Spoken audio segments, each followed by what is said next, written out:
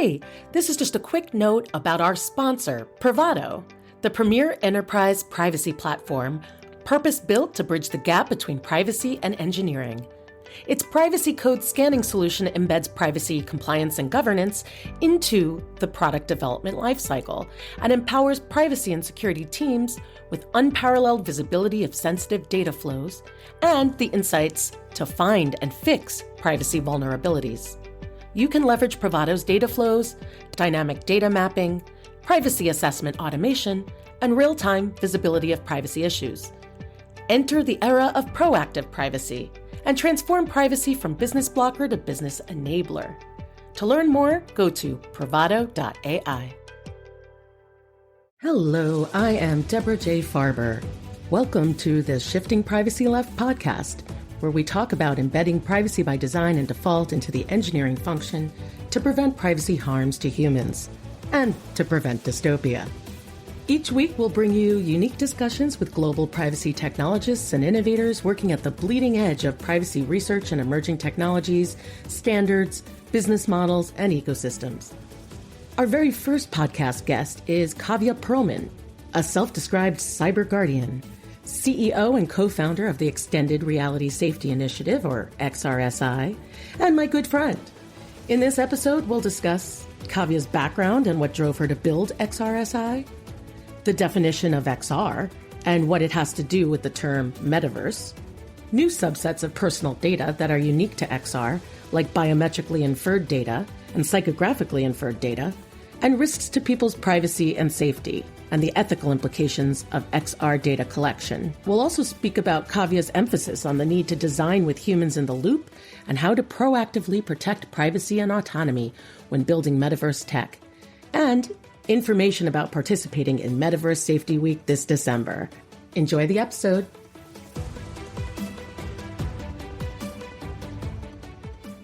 Welcome to the Shifting Privacy Left podcast. I'm your host and resident privacy guru, Deborah J. Farber, and I am so excited to be here today to kick off my very first episode. Every Tuesday, we'll have lively discussions with privacy technologists, innovators, and ecosystem makers who are working tirelessly to make products, services, and experiences safe for humans by embedding privacy, data protection, and security into the design, architecture, and development, all before code is ever shipped. Of course, I want to thank my sponsors over at Privado, the development-friendly privacy platform, who's made this opportunity possible, and our community partner, XRSI. You can learn more about Privado at privado.ai, and you could learn more about XRSI at xrsi.org. And in fact, speaking of XRSI, today's my great pleasure to introduce my very first guest and cyber guardian, Kavya Pearlman, the founder and CEO of the Extended Reality Safety Initiative, or XRSI, so our community partner. Kavya has a BS in computer application and programming from the GVM Institute of Technology and Management and a master's degree in information and network security from DePaul University, Chicago. She's the former information security director for Linden Lab, makers of one of the very first online virtual worlds, Second Life, and VR platform, Sansar. So she's a breadth of experience here.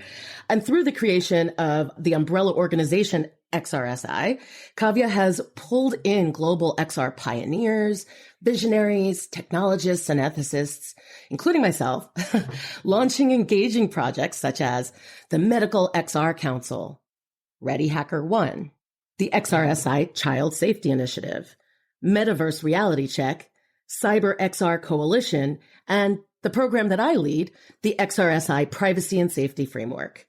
Kavya, welcome. Thank you. Congratulations. And oh my God, this is so exciting. I feel truly honored to be part of this, Deborah. I mean, you're too kind. We've been talking about it for so long, so let's do this. Let's do it. Let's do it. Okay. So obviously you've got all this breadth of experience. You know, you've worked at Linden Lab, which is, even I've checked out Second Life and, way back when, and it still has like so many users. Just tell me a little bit about what inspired you to create XRSI after having worked in the virtual reality and augmented reality space, which is what we collectively call XR, right? Just for our listeners here.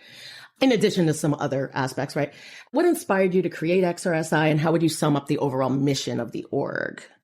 For sure. As you know, Deborah, this goes back to my early intuition around my career that one day I want to be able to bridge the gaps between governments and the technologists and, mostly people who make decisions about cyber warfare or cybersecurity, oftentimes don't understand the consequences on humans, societies, and in general, countries altogether. So I remember back in 2016, that's when it really started to hit me, back when I was working at Facebook doing third-party security during US presidential election time, the impact on humans and societies when the risks around technology are ignored or just not understood.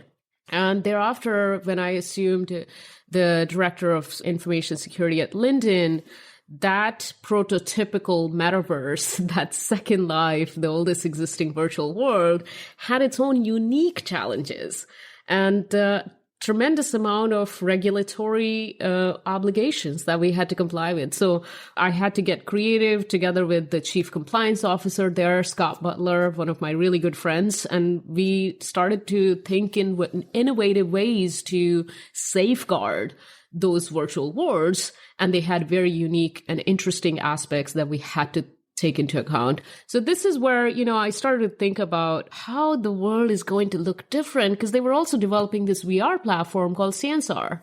And I was trying to provide tech policy guidance, cybersecurity guidance to that platform as well. So as soon as I quit Linden Lab, and it was definitely something that was on my mind, is to continue to drive towards that aspiration of bridging the gap between what is understood by governments, what is understood by stakeholders, but what the technology really needs at the code level. How do we engineer better? And that's where XRSI came into being, because first I met Ibrahim Begili, who's our senior advisor at XRSI, was hacking virtual reality. And I was really inspired by his work, took his work and some of the novel cyber attacks he figured out with his team at the University of New Haven to the world, and announced this mission to help build safety and inclusion in extended reality ecosystems or emerging tech ecosystems. Nowadays, we've kind of have this common word for it, Web3 or Metaverse, and those are the emerging tech ecosystems we're noticing. So yeah, those things inspired me because I could see the world is going to look a lot different and we need to get ready for what is to come. Amazing. And before I go on, could you just give us a quick overview of what the work you did for Facebook in that moment? And was it 2016, you said? That's right. It was a contract, right? Not as an employee? Right. So I was a consultant, but privileged to, and it goes back to, some of the controls that were not that mature during that time, pretty much had the privilege of everything that an employee would. We're talking about 2016. And as everybody knows about, what happened during that time, the risk posture of this company, Facebook, had elevated to, handling nation state attacks. And that hadn't been seen before. So this was a totally different ballgame, and I had the front row seat to it. That's so interesting. Honestly, I wish I was a fly on the wall in those meetings. So going back to XRSI, how would you sum up the overall mission of the org? Like, I understand now what inspired you to create it, but what's the mission? What are the main goals for the organization? Stay with us. We'll be right back. Hello, loyal listeners. The Shifting Privacy Left podcast is seeking sponsors who want to help educate our growing community of privacy engineers. Position your brand in front of privacy engineers, architects, developers, researchers, and privacy tech buyers. Insert a 30 to 60 second ad like this one into every published episode of the podcast. This is dynamic content after all. Feature your new product, an upcoming conference, a sponsored special deal, endless opportunities. Email sponsorship@shiftingprivacyleft.com for more information on our sponsorship package. Okay, let's get back to our engaging privacy conversation.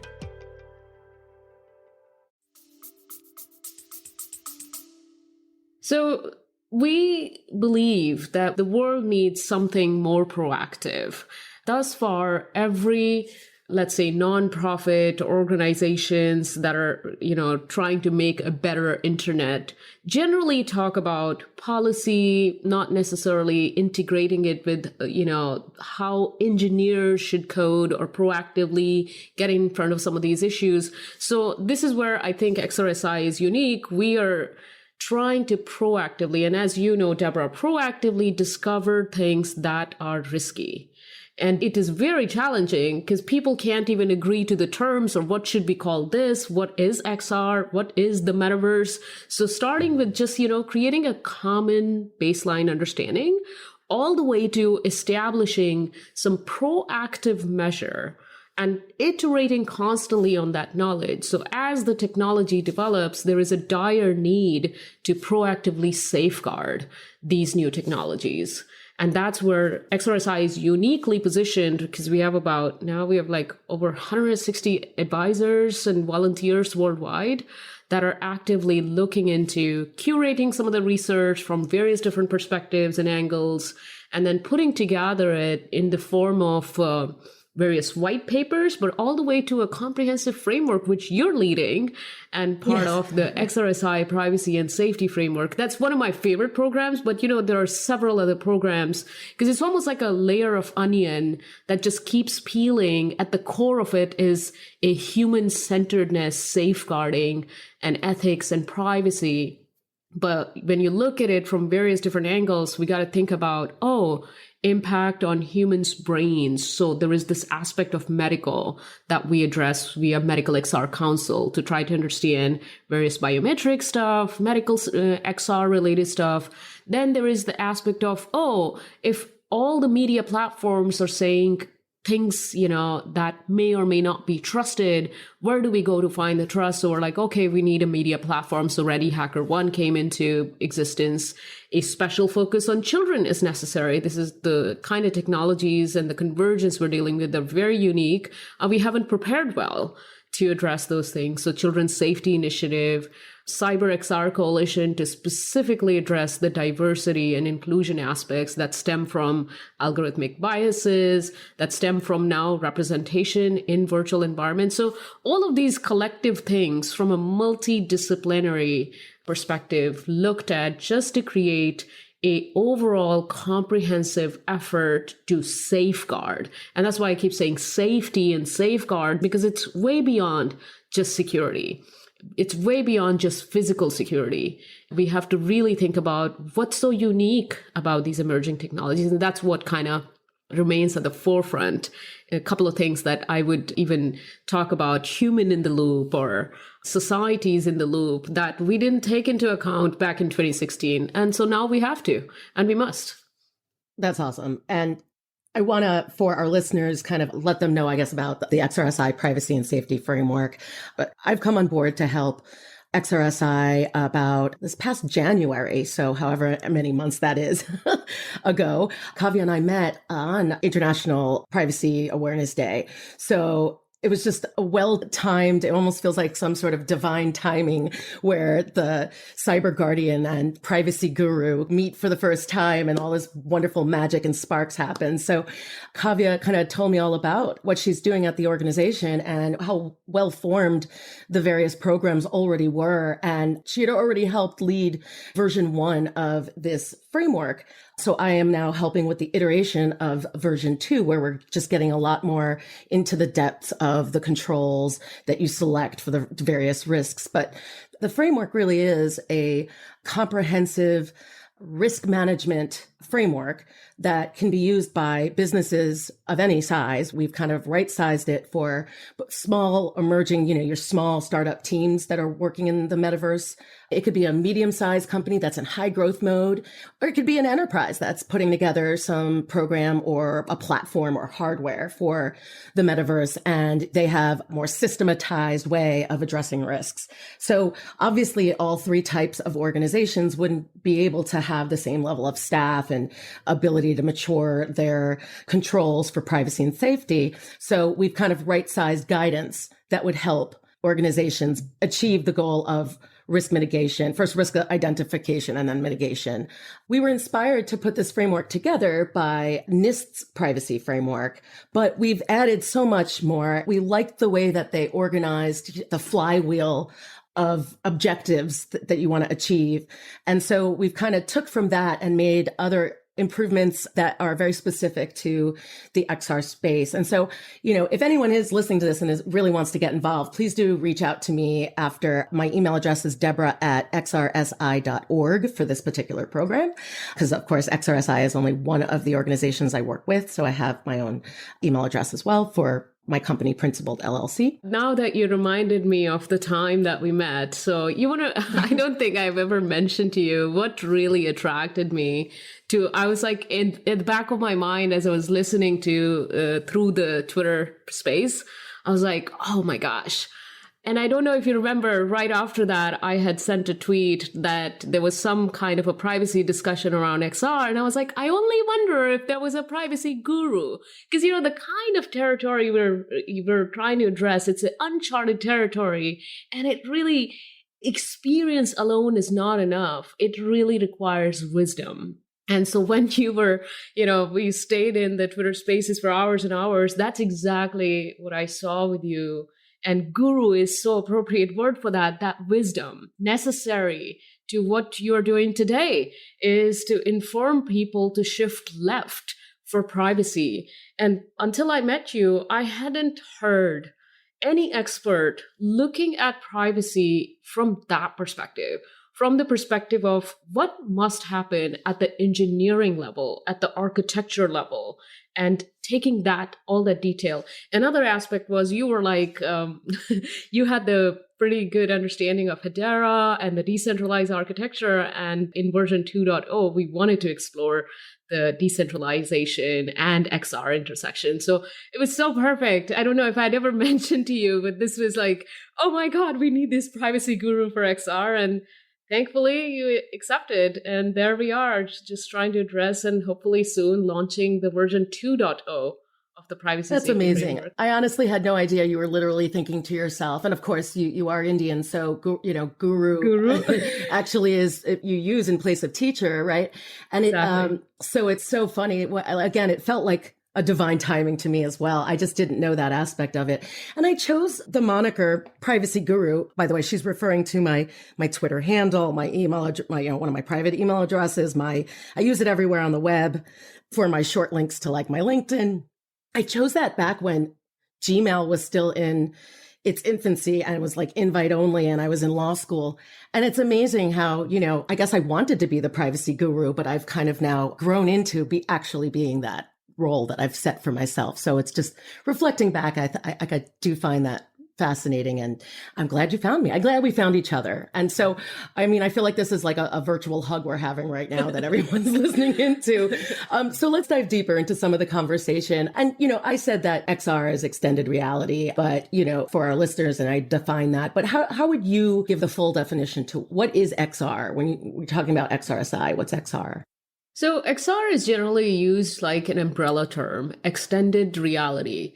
The way I like to describe to most people is we are extending our realities to go into another dimension. And now that dimension, when the metaverse, this next iteration of the internet is in its full effect, that's what I would say we will extend our reality to go to the metaverse. And so XR really is an umbrella term where we have our perceived reality, the objects that we can see, the perceived environment.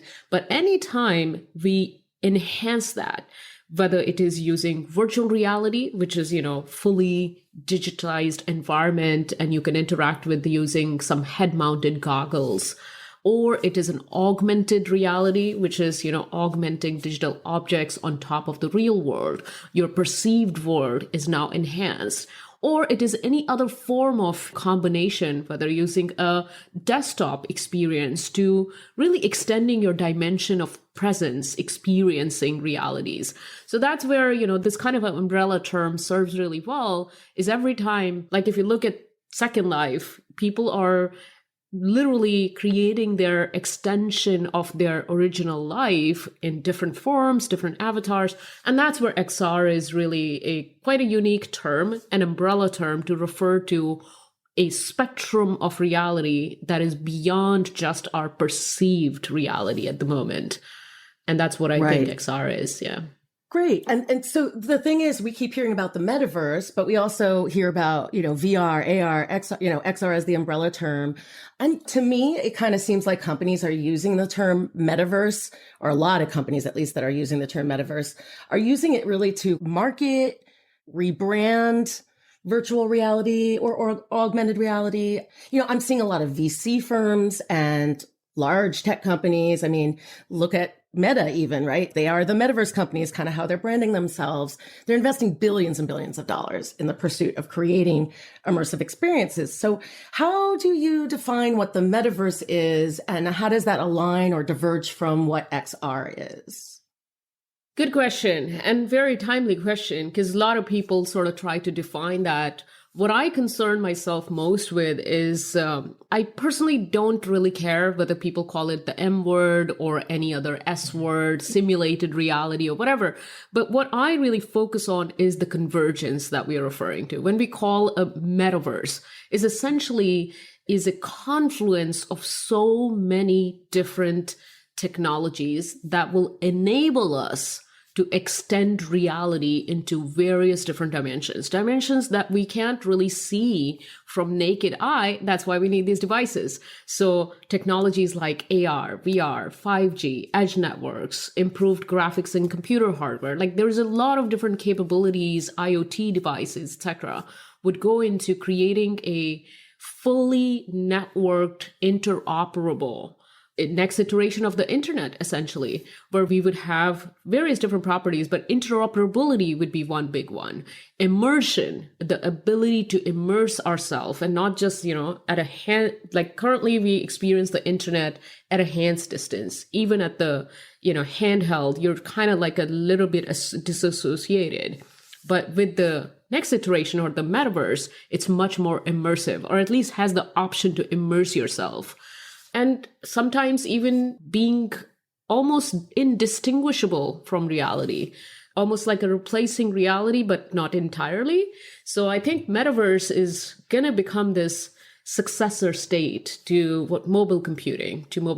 And primarily, even though it just comes from some of the popular culture, but I really hope that it's not going to be that pop culture dystopian nightmare. And that's where we come into play, is we're trying to make sure that we don't just create this dystopic nightmare that was documented in Snow Crash, where people are addicted, they've kind of lost a sense of reality, etc. And there are all these problems. We are trying to proactively build better internet than the one that is mentioned in one of those pop culture books, Snow Crash.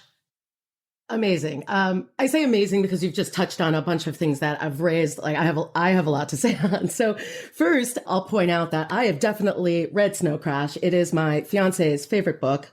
It's by Neil Stephenson, a real futurist who just created the cyberpunk book and the concept of the metaverse.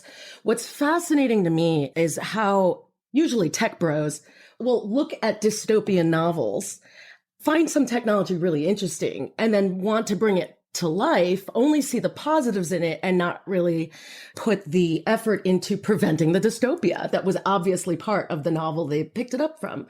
I feel like the metaverse is a great example of that. So that's number one. The second is people seem to conflate that the metaverse, they seem to make the metaverse appear as if it's, or define the metaverse as one place that they are building. Like, I am building a metaverse. And to me, the metaverse, as you say, is like the next stage of the internet. You don't have a internet, you have the internet that is a connection of many different web servers and websites, and all of the independently owned and operated assets kind of all are accessible through an interface, like through a browser.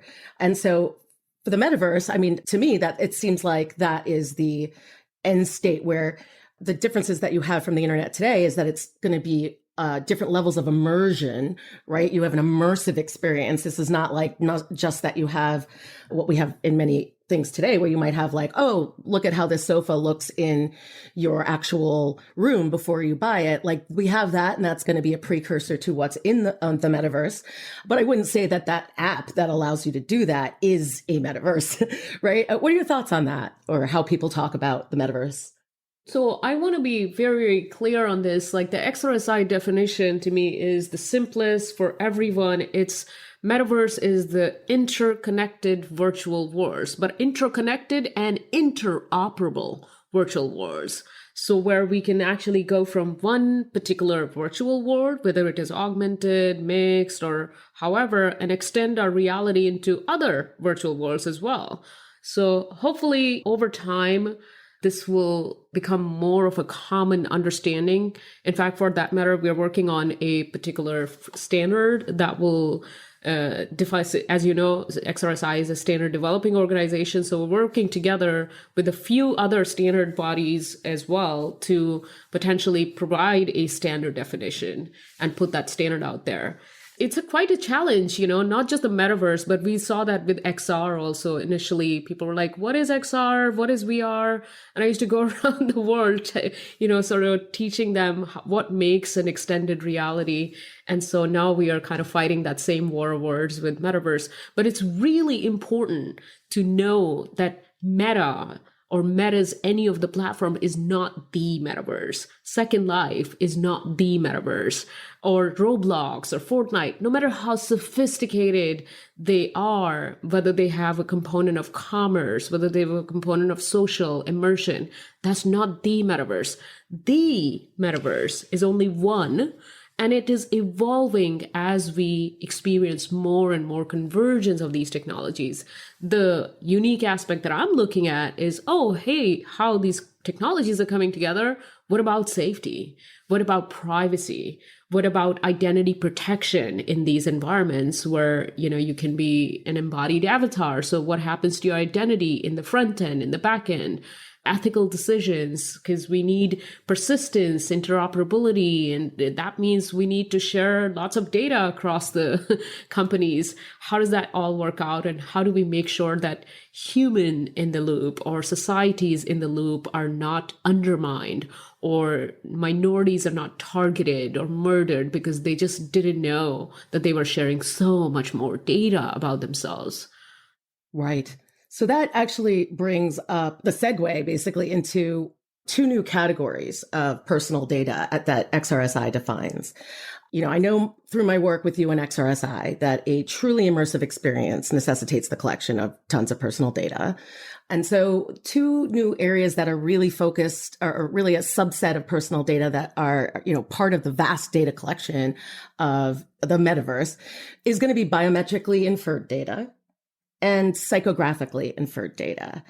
Can you elaborate a little bit on these terms and what they mean, and then perhaps give us a few examples? Sure. XRSI is one of the first organizations that kind of defined XR data. So XR data includes what we know, personal identifiable information, we call it in the United States, but personal data according to GDPR. But what we say is it includes way more. It includes biometrically inferred data, sensor data to enable, we call it 6 degrees of freedom, creating presence, persistence, and immersion. So any kind of data, inferred data, sensor data that is required to create that presence, persistence, immersion, we collectively call it XR data. Now, within that XR data, there are these two subcategories that are so important to understand, as well as potentially even put in the law, because they're going to impact how we treat that data. So let's look at biometrically inferred data, a collection of data sets that is inferred from behavioral, physical, or biometric identification techniques or other nonverbal communication. This could be inference of your gender identity, inference of mental workload or health status, cognitive ability. Is the person sleepy? What about their religious background, cultural background? So PII essentially doesn't directly say, oh, this person is of this religion, but one could infer those things.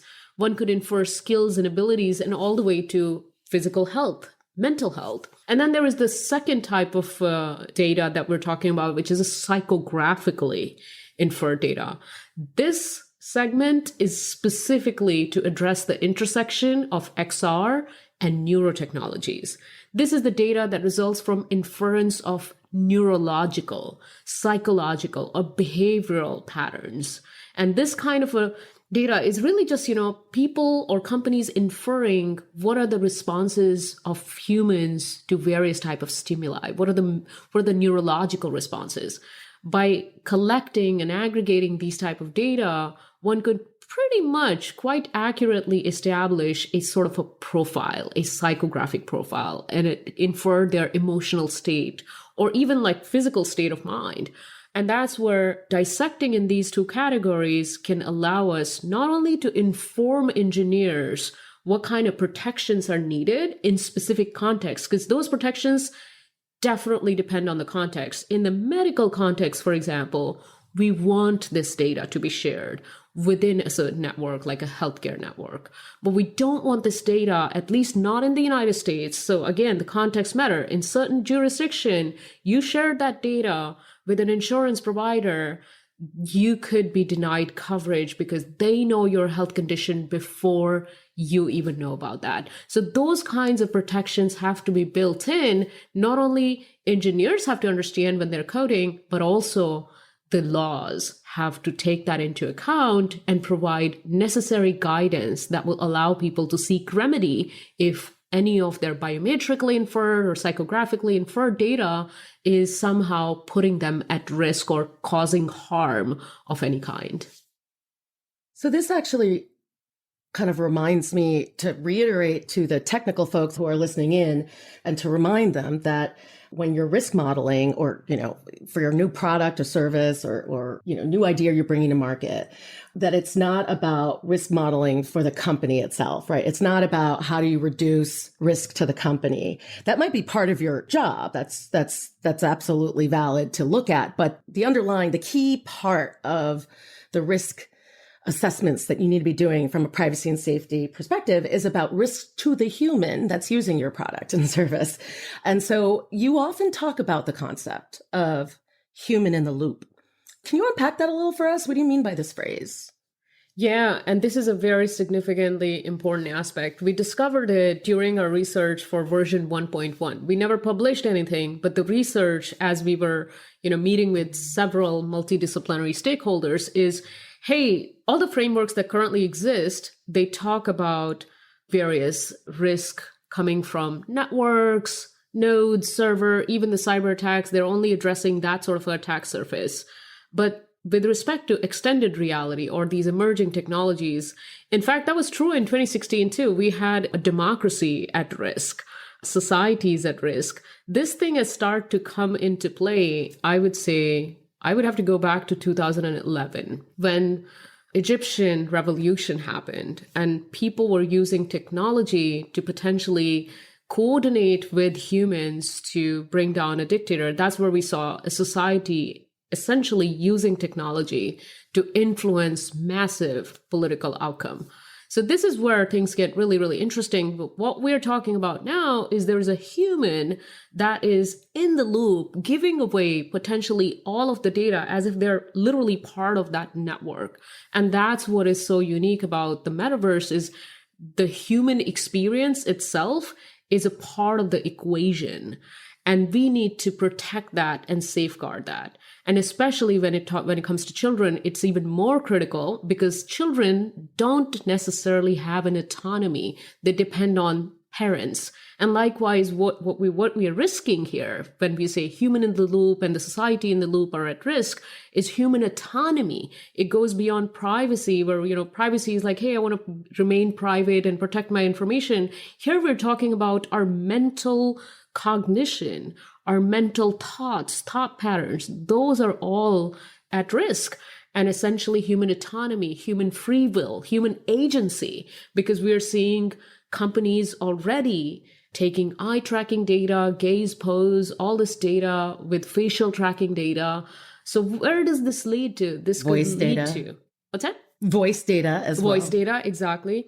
Voice patterns. So all of this could lead to humans inevitably being so highly influenced by, this other intersection. And that's why convergence, I keep saying, because there is this other intersection of artificial intelligence could be used to persuade human beings make decisions that they don't necessarily want to, but they would think it's their decision, but they'd be influenced by all these algorithms or surrounding factors. And that's why I keep saying the human in the loop ourselves, when we put on these glasses or when we experience these new emerging tech ecosystems, we need to be aware of that. And whether we use it or not, that's the other part too. It's like, as a bystander, we have to worry about our privacy and our autonomy, because we don't necessarily have to put on the headset. One could still be recorded by other people who are using these technologies. You just come in contact with it. You make such excellent points around agency and how, I just want to stress that your thought patterns and, how you're thinking about certain things or what excites you because of the dilation of your pupils and that data that is being collected, what scares you because of the data that's collected about potentially like how, sensors in the room or on your body that talk about other feedback that you're giving off, other signals. Can you get more private than that? Can you get more personal than how you think about things? I don't think so. I think this is like the essence of what you are as an individual. And privacy, I believe, is a subset of agency. It is those personal moments, those personal, we want free from government, but also free from businesses to be, that much embedded into our thought processes. So I think this is some of the most sensitive data that can ever be collected. And it's really scary that it could be weaponized against you, even through things that seem innocuous, like small nudges and dark patterns that get you to do things you would not have otherwise done if not for the slight manipulation that a company might have done to their, whether it's an algorithm or just the experiential environment it chooses to present to you. Yeah. We have invented ability to influence moods, influence emotions, show some mental imagery. I mean, all these things are being done, but at a sort of a not so dangerous level. When we talk about this convergence, this is really, that human in the loop that we talk about is basically being targeted from every angle, from every aspect. Indeed. So I definitely want to talk about more positive things, as opposed to like just, talking about all the risks. And, I don't want this podcast to be only about fear, because I think there's a lot of exciting things about this technology. But I do first think it's important that we talk about some of the major threat vectors in the metaverse, both physical threats as well as psychological threats. And if you could give some examples to just illustrate your point, that would also be really helpful. Yeah, so actually, Deborah, I think it's very positive that we talk about these things, because what we're really talking about is trust. I want to be able to trust the technology that is today, literally today, is being used to perform coordinated assisted surgeries. So at the Medical XR Council at XRSI, there are people who are practically utilizing augmented reality devices, HoloLenses, to perform surgical operations or to train clinicians. And that's what it is. I see it as a very positive. When I talk about these threats, and when I'm able to unpack or just discover new cyber attacks, it gives me such hope that we discovered it first and we understand it now. And now, literally, as you know, we're writing advisory to FTC just this week to what should go into those new lawmaking, the rulemaking. So I see it as a very positive thing, even though some may think, oh my God, threats and dangers and etc. But look, we are the cyber guardian and privacy guru. We're not pushing the danger on you. We're really removing the danger from the technology or the threats proactively. So we're staying ahead of the bad guys. And I see this as a very positive thing. Exactly. I mean, obviously that's why I find inspiration in doing this work. So you make an excellent point, and even reframing it about trust, because that's really what it is. No metaverse related product is going to, or service, going to be ever take off if no one trusts it. And there's some companies out there like Meta that, have to earn that trust, because there's an element of distrust as a result of some previous privacy approaches and snafus. So thank you for that. I really do appreciate it. I also want to point out two things. One, I think the metaverse is not here yet. I think it's going to take minimum 15, 20 years. This is me personally, before we have anything close to an immersive experience where people are using on a daily basis outside of an initial phone call to someone who's got an avatar in like a phone booth somewhere where maybe they're in a small space, or other small little pieces of the metaverse might be being built. But the challenge right now is being able to render the immersive experience using all the technologies out there today. We don't have the processing power yet to be able to, render a metaverse in the way that most people are envisioning it, or as it's being sold as to what the end game is here. We've got components of it, people in the Web3 space using NFTs to transfer value in and out of various virtual reality spaces. And there's all these different, I don't want to say fiefdoms, although it can feel that way at times, but all these different attempts at building portions of what will eventually be the metaverse. That's the first thing. I do want to ask you, how far down the road do you think it'll be before we actually have, do you agree it'll take 15, 20 years to even get there? The second point I was going to make is I'm so inspired by the fact that unlike any other time, I think, in existence in the world, there have never been so many experts of different varieties, different areas of expertise coming together to design for the web here. Like, we've got economists mixed with cloud experts, mixed with privacy experts and security experts. And I think the fact that it's going to take 15 to 20 years to get there, it provides us with this opportunity right now to say, okay, if this is what you're going to build, here are all the risks. Here are the pitfalls to avoid. Here's the right way to think about building with privacy and safety by design and default. And so I see that as the big opportunity. And that's what inspires me, is that we have time to really get in front of the problem. We have time to not only educate the businesses, but to educate the regulators on what is possible today and where are they going in the future, and how do we help them scale regulations to kind of drive the ethical considerations that need to be put in place. Okay, now what? Now you could comment on that or answer a question about the timing of the metaverse. I generally refuse to answer these type of questions as to how far along or what's going to happen. But I would say, though, the reason why I tend to not really claim anything, one, I'm not a futurist. I'm just a researcher who collects information and tries to attribute what's going to happen. So based on the research so far and things that I know, is that we are moving from linear progression of technology to more exponential. And an example I would take is we saw stable diffusion, the aspect of artificial intelligence algorithm that literally revolutionized the way art is done. And in a matter of 30 days, you saw stable diffusion literally impacting every possible use case, even incorporated within Canva, which is a application to design various simple banners all the way to sophisticated designs that can be used for various different use cases. But that's what I see is we are probably discounting the fact that when we say 15 years, that's one thing. And then the second factor is climate change. What we saw with COVID, like there are some unaccounted factors that we still don't know. To me, it feels very much like, intuitive. Humans are so intuitive and so smart that we are preparing for something that we have maybe not confronted just yet. Kind of like we had Zoom ready when COVID happened. I mean, nobody really planned to have 1.8 billion plus children move online all of a sudden, but we did confront those realities. Almost the sexual child harassment online increased so many folds. And that's what is a hope here, is that whether it is 2 years or 5 years, or whether it is 10 years, I wouldn't think 15, maybe because of all the things that I mentioned.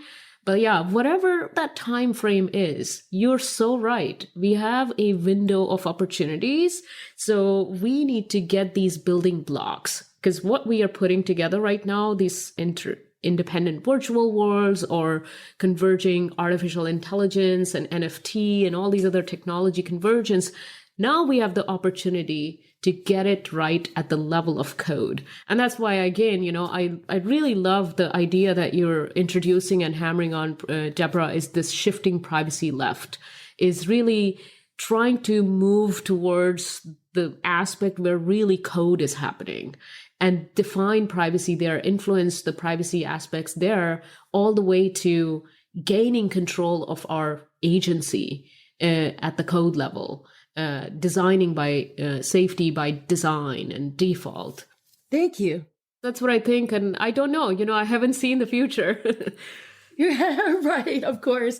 And of course, it's a matter of, you're drinking from the fire hose of information around the metaverse. I'm drinking from the fire hose of information about privacy. I'm now expanding that to include the metaverse, but it's a lot of info. But what we are able to do is kind of we're great as humans doing pattern recognition and then being able to kind of identify trends of decentralization, trends of, humans wanting agency back and, not wanting to feel like just a handful of corporations have all the power and are extorting value out of them and they get nothing back.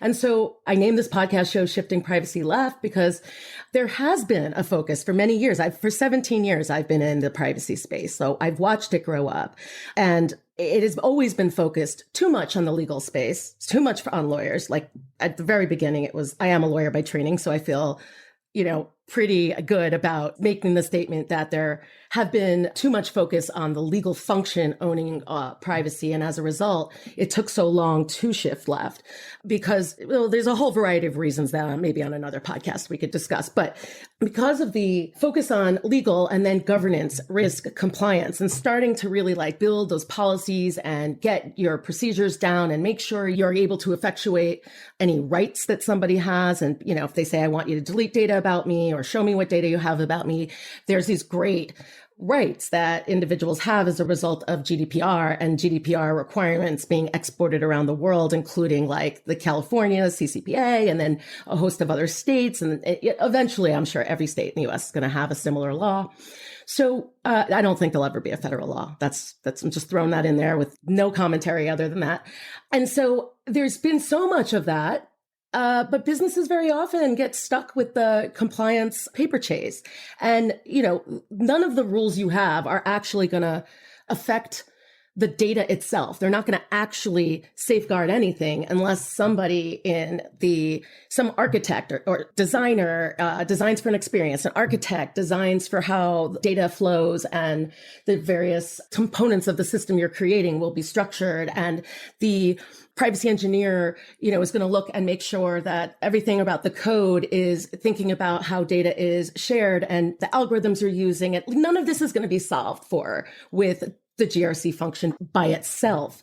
It has to be part of a privacy by design and privacy engineering program. And, we've been talking about this for a long time. The GDPR requires privacy by design principles to be considered. It just hasn't really happened enough. And so the goal of my podcast here is really to scream from the rooftops, here's some advice, here's some people working in that space, here's some technologies to consider for technologists and innovators bringing new products to market to make sure that they're building with privacy and safety by design and default. So given that, and I know we don't have much time left, I've this question and then one more for you. What advice would you give to the builders of immersive products and services? And, what would you urge regulators to consider when considering regulating the metaverse? For sure. I think that's a very big, large question, but I tried to sum it up in maybe 3 points. One of my very first advice is adopt XRSI privacy and safety framework. Within this framework, we are capturing the very aspect that, back in the days as a head of security or the information security director, that I would hand over to a senior director at engineering or the application security engineer. So it's literally capturing that all the way to what are the potential nuances that must go into the legal landscape, which hasn't really happened yet. But that's what this framework is quite unique to provide guidance from the developers level all the way to the regulatory aspects. Second recommendation is to learn about the technology. So let's say you are not a XR engineer or you're not really working in the metaverse field just yet. Well, my advice to you is get busy learning about it, because this is where the world is moving to. And whether you're a privacy professional, a cybersecurity professional, if the next iteration of the internet is 3D, is immersive, then we better get our handle on what are we talking about here. So starting with, basic terminologies to all the way to plugging into some kind of a boot camp or taking some professional coursework. And my final recommendation is to receive these interventions. One that is being led by XRSI is Metaverse Safety Week, which is in December. And this intervention, year after year, we're trying to bring various different stakeholders, regulators, lawmakers, technologists, big tech organizations to essentially talk about how are we going to safeguard these converging technologies. And so I think that's where really, if you're listening and interested, that's where I would direct current attention, is to go listen to or be part of this Metaverse Safety Week, 10th to 15th of December, and figure out where in this ecosystem you fit in. Even as a bystander, you want to be aware of your rights. You want to be aware of what are the consequences that your children might have to face or yourself might have to face. It could be because you are not white or minority, or your data is now being captured by your company because they're training using XR devices.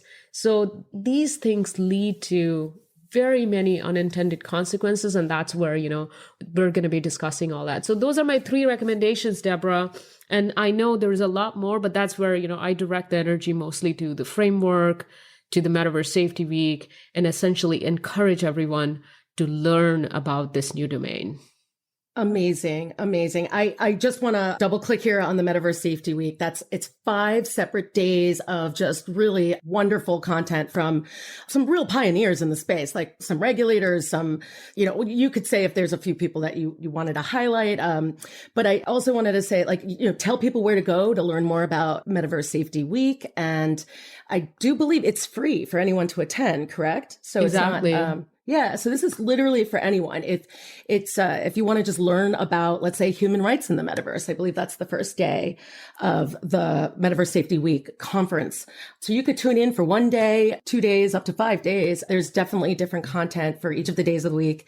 And, I hope to see a lot of you there. And if you're looking to sponsor Metaverse Safety Week, there's definitely opportunity there. XRSI can't continue to do their work without the amazing support from, sponsors, which we have, but we'd love to add more organizations to the community so that we can make a stronger community, right? I mean, be part of this. You can't be part of this if you don't have a voice and you're not showing up to the table to add your voice, is I guess what I'm saying.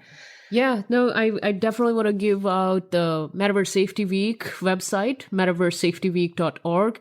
And really, my tremendous gratitude to these amazing individuals and professionals, regulators. So we would have Congresswoman Lori Tarhan, who is literally involved in children online privacy reform, delivering a keynote on day 3.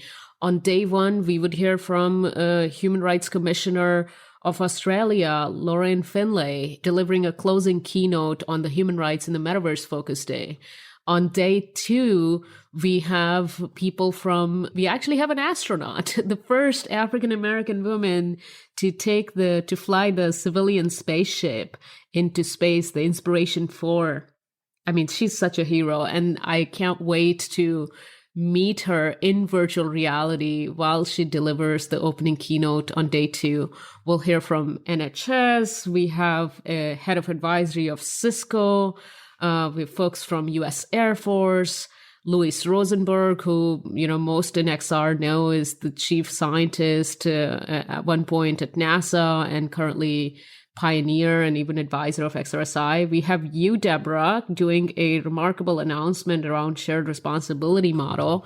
And we even have a rapper, few regulators from the UK, from Australia, of course, Julie Inman-Grant, one of another superhero around online safety, with folks from NHS. So, I mean, the list is endless. Go to metaversesafetyweek.org, check it out.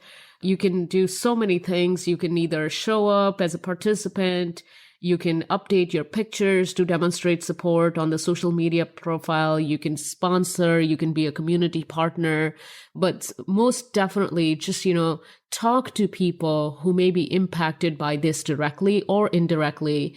And it's an opportunity for all of us to come together and discuss what the impacts are going to be and how are we going to stay ahead of those things. So thank you, Deborah. And you mentioned, you're very welcome. And you mentioned it is going to be in a virtual reality space. So, how could you have a metaverse conference without actually interacting in some sort of VR space? So, it's free and it's an opportunity to actually check out some new platform and technology. Kavya, thank you so much. Honestly, it was my pleasure to interview you on my first podcast episode. I am absolutely positive that all the listeners will find value in what you've shared with us today. And I wish you all the best. And I love working with you. So, I know I'll see you soon, but how can anyone reach out to you if they want to get in touch with you? Thank you, Deborah. And such an honor to be your first guest on the podcast. If any listener wants to reach back out to me, I'm at Kavya at XRSI.org, which is KAVYA at XRSI.org, or just DM Deborah. We're all very, very connected, have each other on Signal, etc. So thank you again for allowing this brainstorm of how do we address these convergences and the risks that come together. And congratulations again. Shift Privacy Left. I already love it. It's so awesome. Well, thank you so much. And until next week, everyone, we'll be back with great content and talk to you then. Thanks for joining us this week on Shifting Privacy Left. Make sure to visit our website, shiftingprivacyleft.com, where you can subscribe to updates so you'll never miss a show. While you're at it, if you found this episode valuable, go ahead and share it with a friend. And if you're an engineer who cares passionately about privacy, check out Privado, the developer-friendly privacy platform and sponsor of this show. To learn more, go to privado.ai. Be sure to tune in next Tuesday for a new episode. Bye for now.